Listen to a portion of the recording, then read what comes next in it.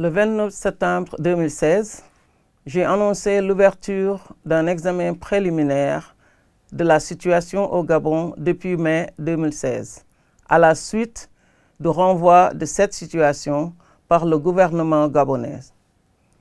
Mon bureau a également reçu plusieurs documents de communication au titre de l'article 15, faisant état de la commission des crimes présumés dans le contexte de l'élection présidentielle de 2016.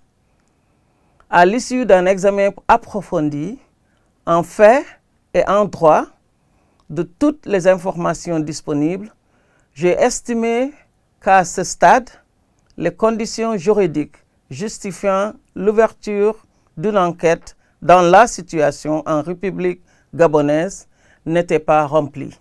Après un examen minutieux des informations disponibles au regard des critères posés par le statut de Rome, j'ai conclu que les actes présumés commis au Gabon dans le contexte des violences post-électorales survenues en 2016, que ce soit par des membres de l'opposition ou par les forces de l'ordre gabonaises, ne pouvaient constituer des crimes contre l'humanité tels que définis par le statut de Rome de la CPI.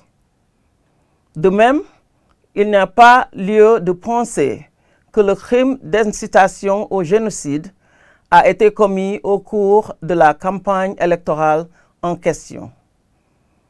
J'ai donc conclu que les crimes présumés commis dans cette situation ne relèvent pas de la compétence de la Cour pénale internationale et ne peuvent faire l'objet d'une enquête par mon bureau. En conséquence, j'ai décidé de clore cet examen préliminaire. Mon bureau a publié un rapport détaillé présentant et expliquant nos conclusions. L'examen préliminaire est susceptible d'être rouvert si des faits nouveaux ou de nouvelles informations justifient de réexaminer des conclusions rendues par mon bureau. En outre, au regard du statut de Rome, l'État qui défère une situation, en l'occurrence la République gabonaise, a le droit de demander au juge de la CPI de réexaminer ma décision de ne pas ouvrir d'enquête. Je tiens à insister sur le fait que cette conclusion ne saurait en aucun cas masquer la gravité des actes de violence et de violation des droits de l'homme qui semblent d'avoir été commis au Gabon lors de la crise post-électorale, ni les conséquences qu'ils ont pu avoir sur les victimes. Les exactions présumées en cause sont de ressort des autorités nationales compétentes, même lorsqu'aucune plainte n'a été déposée.